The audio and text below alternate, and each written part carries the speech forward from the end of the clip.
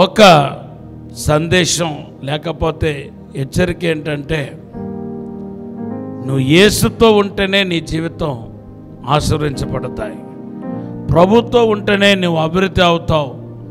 ప్రభుతో ఉంటేనే నువ్వు నిత్య జీవానికి వారసుడు అవ్వగలుగుతావు అనేది క్రిస్మస్ అందించే వర్తమానమై ఉంది. యేసుక్రీస్తు నామములో మీ అందరికీ శుభములు తెలియపరుస్తున్నాను.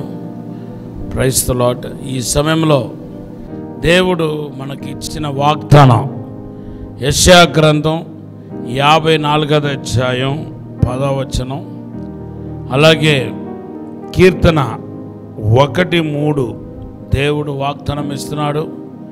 ఈ వాగ్దానం బట్టి దేవుని యొక్క శాశ్వతమైన కృప మనకు తోడుగా ఉండి మనలను ఉన్నతమైన స్థాయిలో నడిపించాలని కోరుతున్నాను.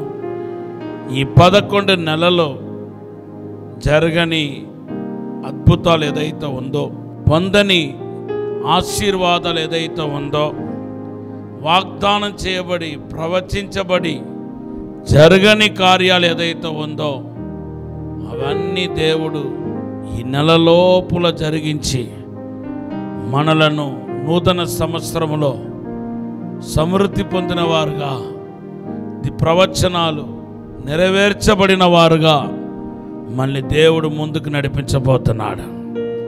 ఈ క్రిస్మస్ సీజన్లో మనము అనేక హెచ్చరికలను, అనేక వాగ్దానాలను మనము ప్రభు నుండి పొందగలుగుతాం. ఒక సందేశం లేకపోతే హెచ్చరిక ఏంటంటే, నువ్వు యేసుతో ఉంటేనే నీ జీవితం ఆశీర్వదించబడతాయి. ప్రభుతో ఉంటేనే నువ్వు అభివృద్ధి అవుతావు.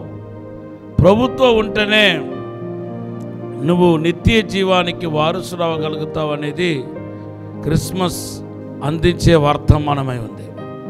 ఎందుకంటే మనకు క్రిస్మస్ అనేది ఏదో ఒక్కరోజుతో అయిపోయేది కాదు. ఒక నెల పాటు ఈ క్రిస్మస్ ఆరాధన మనకు జరుగుతూ ఉంటుంది. కాబట్టి ఈ నెలంతా మనము క్రిస్మస్ యొక్క, యేసు జన్మ యొక్క మరి సందేశాలను మనం ధ్యానించాల్సిన వారమై ఉన్నాం. సో యేసుతో అండకట్టబడి ఉండటం, యేసుతో ఉంటేనే మన జీవితము ధన్యకరంగా, ఆశీర్వాదకరంగా మారుతాయి.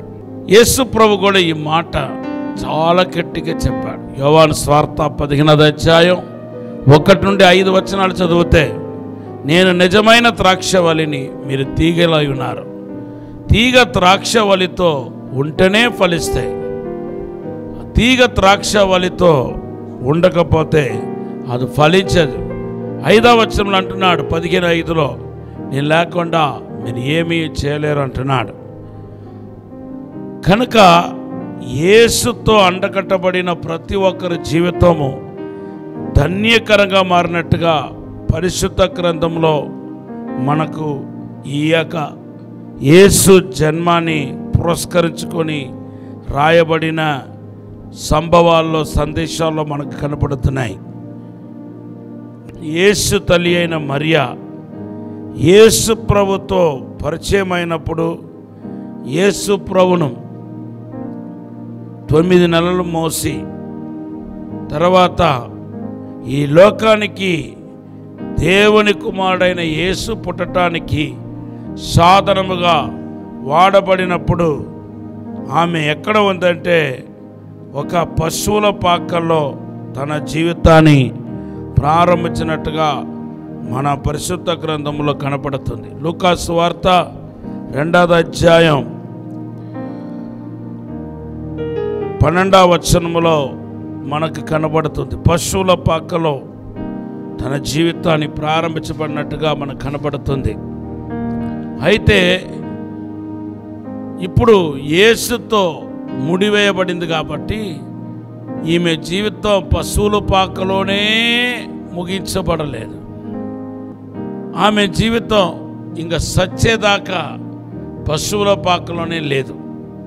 బైబిల్లో మీరు జాగ్రత్తగా ఆలోచిస్తే ఈ పశువుల పాక నుండి 1.5 year కాకముందే జ్ఞానులు వచ్చేసరికి ఆమె పశువుల పాకలు లేదు.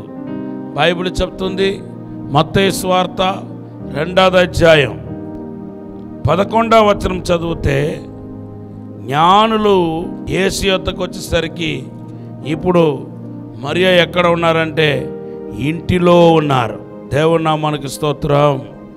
ఇంటిలో ఉన్న యేసును కలుసుకున్నట్టుగా మత్తయి సువార్త 2వ అధ్యాయం 11వ వచనంలో మనకు కనబడుతుంది. చూడండి, అక్కడ పశువుల పాకను రాయబడలేదు. యేసును జ్ఞానులు కలుసుకోవటానికి వచ్చేసరికి పశువుల పాక ఎక్కడ వెళ్ళిపోయారంటే ఇంటిలోనికి వెళ్ళిపోయారు. ఎంత అభివృద్ధియో చూడండి, ఎంత మార్పో చూడండి. పశువుల పాక నోమోర్, ఇంకా పశువుల పాక కనబడలేదు. పశువుల పాకకు స్వస్తి చెప్పారు, ఫుల్ స్టాప్ పెట్టేశాడు దేవుడు. అయితే 33 సంవత్సరాల తర్వాత మరలా మరియా ఎక్కడ కనపడుతున్నారంటే మేడ గదిలో కనపడుతున్నారు. అపోస్తల కార్యం 1వ అధ్యాయం 14వ వచనం చదివితే 120 మంది మేడ గదిలో శుద్ధాత్మ పొందడానికి కోసం ప్రార్థనలో ఉన్నారు. అయితే ఈ మేడ గదిలో ఉన్న వారిలో 120 మందిలో ఎవరు కూడా ఉన్నారంటే యేసు తల్లి అయిన మరియ కూడా ఉన్నట్టుగా మన పరిశుద్ధ గ్రంథంలో చూస్తున్నాం. చూడండి, పశువుల పాక నుండి ఎక్కడికి వెళ్ళారు? ఇంటిలోనికి. ఇంట్లో నుండి ఇప్పుడు ఎక్కడికి వెళ్ళారు? మేడ గదిలోనికి. అడుగడుగున అంచులంచులుగా దేవుడు అభివృద్ధి చేయటాన్ని, ఆశీర్వదించటాన్ని మనము స్పష్టంగా చూస్తున్నాం. ఇప్పుడైతే మేడగదిలో కూడా లేదు. మేడగది నుండి పరలోకములో ఆమె కొరకు సిద్ధపరచబడిన ఆ ఇంటిలోనికి వెళ్ళిపోయారు. యోహాను సువార్త 14:1-2 వచనాలు చదివితే ప్రభువు అంట అందరికీ వాసస్థలాన్ని, ఇల్లును సిద్ధపరచడానికి వెళ్ళాడంట, మరలా వస్తాడంట. అయితే ఇప్పుడు మరి పరిశుద్ధులందరూ విశ్రాంతి తీసుకుంటున్న ఆ పరదేశంలోనికి, అనగా ప్యారడైస్లో ఉన్నారు.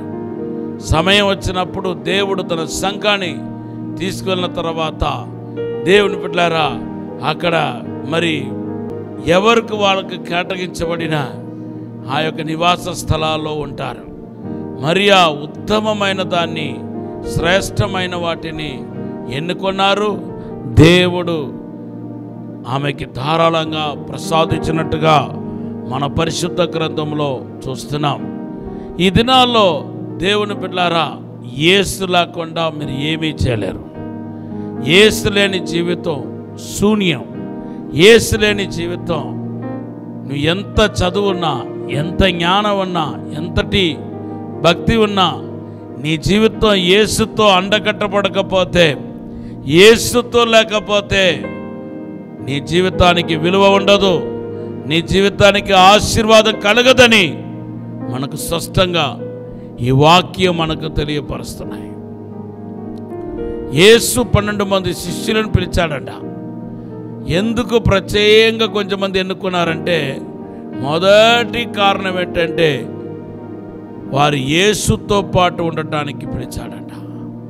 మార్కు సువార్త 3వ అధ్యాయం 13వ వచనంలో స్పష్టంగా రాయబడి ఉంది, తనతో పాటు ఉండటానికి యేసు వారిని ఎన్నుకున్నాడు.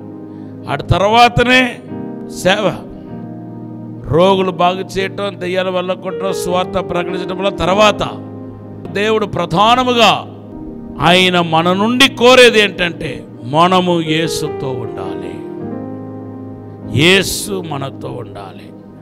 అందుకొరకే యేసు తను పోల్చినప్పుడు మళ్ళీ వేరు చేసి పోల్చలేదు.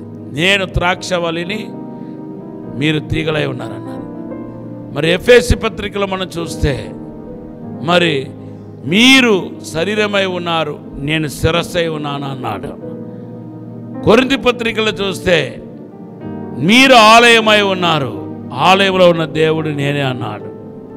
ఇలాగా తర్వాత నేను కుమరివాడై ఉన్నాను, మీరు చికటమట్టి అయి ఉన్నారు, నేను కాపరి అయి ఉన్నాను, మీరు గొర్రెలై ఉన్నారు.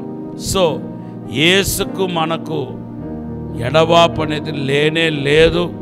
ఒకవేళ మీరు యేసుకు దూరంగా ఉంటే, ప్రభుతో అండకట్టబడకుండా ఉంటే, సవాసం చేయకుండా ఉంటే, ఇప్పుడైనా మీరు పశ్చాత్తాపడి, ప్రభా నువ్వు నాకు కావాలి, నీతో నేను ఉండాలి, అయ్యా నీతో నేను నడవాలి అని మీరు తీర్మానించుకొని ముందుకు వెళ్ళాలని ప్రభు పేరిట మనవి చేస్తున్నాను.